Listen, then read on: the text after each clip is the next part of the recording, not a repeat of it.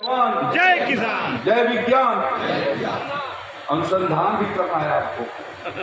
पंकज राय और राजकुमार राय जी ने, इन दोनों लोगों ने अनुसंधान के क्षेत्र में आगे क्यों बढ़े? तो सिर्फ जो है वो जय किसान जवान ही नहीं होना है। जय अनुसंधान। नेहरू जी ने, शास्त्री जी ने उसको जय किसान जोड़ा, वाजपेयी जी ने उसको विज्ञान के साथ जोड़ा, और अब मोदी जी उसको अनुसंधान के साथ जोड़ना चाहते हैं। पूरा देश अनुसंधान के साथ लगा हुआ है। 2047 तक अपने देश को दुनिया का सर्वश्रेष्ठ देशों के रूप में कैसे खड़ा करना है, इसके लिए निरंतर हमारे प्रयास हो रहे हैं। और उसी प्रयास के भीतर आज इस किसान गोष्ठी में यहाँ उपस्थित जिन्होंने आयोजन इस कार्यक्रम का किया, जय मां कष्टहरणी फार्मर प्रोड्यूसर कंपनी लिमिटेड के अध्यक्ष श्री पंकज राय जी, श्री वीरेंद्र कुमार राय जी, भारतीय जनता पार्टी के जिले के उपाध्यक्ष श्री जिला श्यामराज तिवारी जी, क्षेत्रीय मंत्री किसान मोर्चा भारतीय जनता पार्टी कृष्णानंद राय जी, जिला मंत्री रविन्द्रनाथ राय जी, जिला जितेंद्र सिंह जी, जिला पंचायत के सदस्य अनिल कुमार राय जी, जिला सहकारी बैंक के डायरेक्टर नरसिंह सिंह जी, जिला कार्य समिति सदस्य टुनटुन सिंह जी, विनोद राय जी, संपूर्णानंद उपाध्याय जी, सनातन राय जी, योगेश कुशवाहा जी, शशांक राय मंडल अध्यक्ष भारतीय जनता पार्टी भावलपुर, कृपा शंकर जी, डॉक्टर विनोद कुमार सिंह कृषि विज्ञान केंद्र गाजीपुर, हमारे जेडी आशुतोष मिश्रा जी, SN द्विवेदी जी, यहाँ के जिला कृषि अधिकारी और उप निदेशक कृषि उद्यान विभाग के जेठो साहब, कॉपरेटिव विभाग के अधिकारी और यहाँ उपस्थित सभी अन्नदाता किसान भाइयों, माताओं, बहनों और FPO के सभी मित्रों और कृषि विज्ञान केंद्र के सभी वैज्ञानिकों, मीडिया के सभी हमारे मित्रों, आज के इस किसान मेले के लिए मैं मां कष्टहरणी फार्मर प्रोड्यूसर ऑर्गेनाइजेशन को अपनी ओर से आभार प्रकट करता हूं कि उन्होंने यहाँ पर हम लोगों को आने का अवसर दिया। और विगत कई वर्षों से मैं देख रहा हूं कि 2-3 वर्षों से कैसे सब्जियों की खेती का विस्तार किया जा सके, उसके ऊपर विशेष रूप से वो प्रयास कर रहे हैं। और उन प्रयासों के माध्यम से किसान भाइयों को निःशुल्क नर्सरी के रूप में पौधे उगा करके और उनको उपलब्ध करवाते हैं। जो काम आपको करना था वो काम पंकज जी कर रहे हैं, और यदि आप सब मिलकर के करना शुरू कर दें तो पूरा गाजीपुर सब्जियों के लिए एक हब के रूप में खड़ा हो सकता है, हमारा मिर्जापुर उसके लिए हब के रूप में खड़ा हो सकता है। और इसलिए ये गोष्ठी के भीतर मैं इसीलिए आया कि आज धान, गेहूं, मक्का से ज्यादा हमको फायदा सब्जियों की खेती करने में है। दुनिया के भीतर सब्जियों का उत्पादन बहुत कम है, विशेष रूप से अरब क्षेत्र के भीतर तो बहुत ही कम है। तो यदि हम उत्पादन करते हैं तो हमको दुनिया का एक बड़ा बाजार हमारे पास उपलब्ध होता है। रूस के भीतर कम है, जहां हम इसको उपलब्ध करवा सकते हैं। अभी थोड़े दिन पहले आम लेकर के हमारे यहाँ के किसान और हमारे कुछ किसान उत्पादक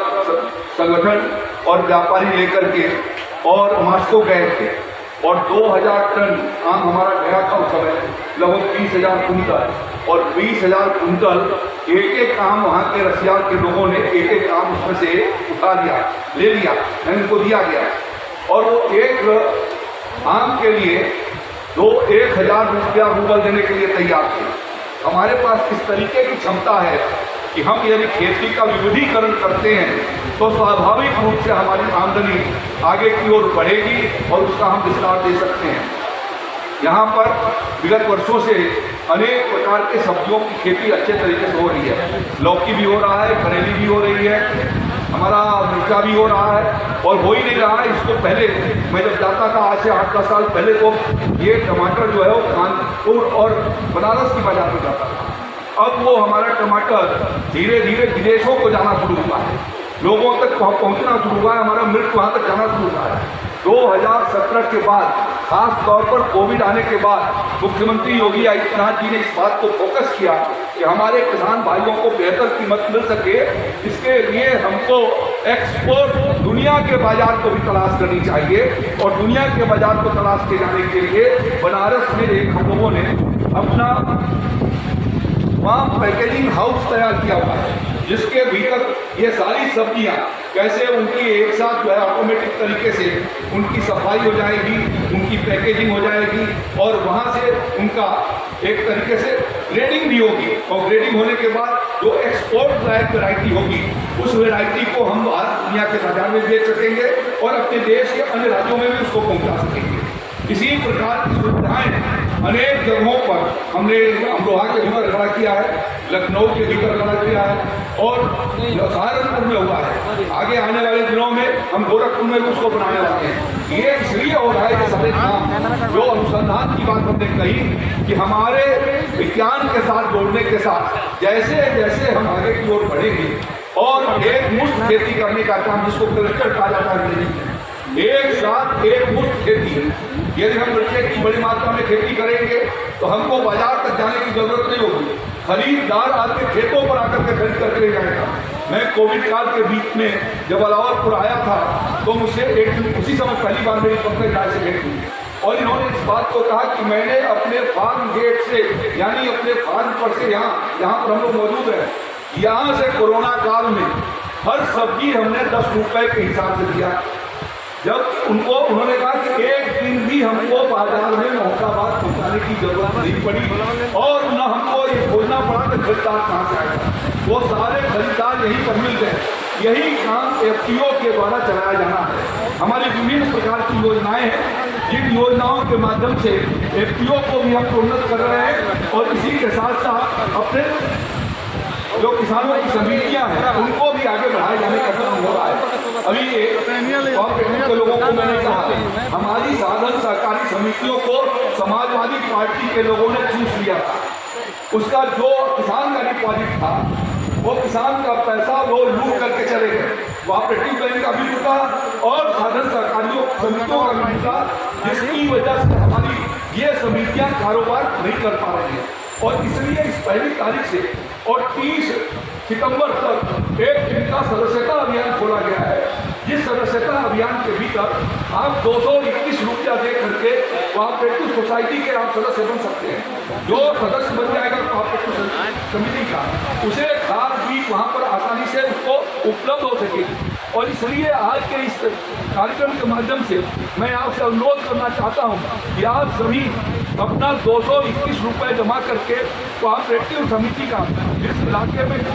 जिस न्याय पंचायत की समिति में घर पड़ता है वहाँ पर आप वहाँ के सचिव से मिल करके और ऑनलाइन भी कराइए, साथ साथ में रसीद भी लीजिए। रसीद इसलिए मैं कह रहा हूँ इनकी आदत पहले की रही है, ये पैसे का हेरा फेरी करते रहे, जिसकी वजह से हमारे बैंक बर्बाद हो गए, जिसकी वजह से हमारी समितियां आपको खाद नहीं पहुंचा रही थी। कृषि विभाग ने उनको 250 करोड़ रुपया दे करके और कैसे आपको समय पर खाद मिल सके इसकी व्यवस्था करा रखा है, लेकिन ये आगे के दिनों में अच्छे तरीके से हो इसके लिए जरूरी है कि हम उसके सदस्य बने।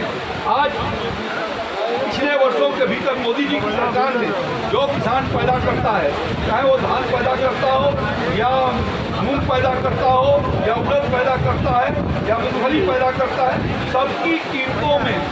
एमएसपी के न्यूनतम समर्थन मूल्य पर चाहे वो बाजरा और ज्वार हो सबको खरीद की ओर ठीक प्रकार से व्यवस्था बनाई है। और इसलिए आपसे मेरा आग्रह होगा कि हमको विभिन्न प्रकार की खेती करना, जैसे अभी थोड़े दिन पहले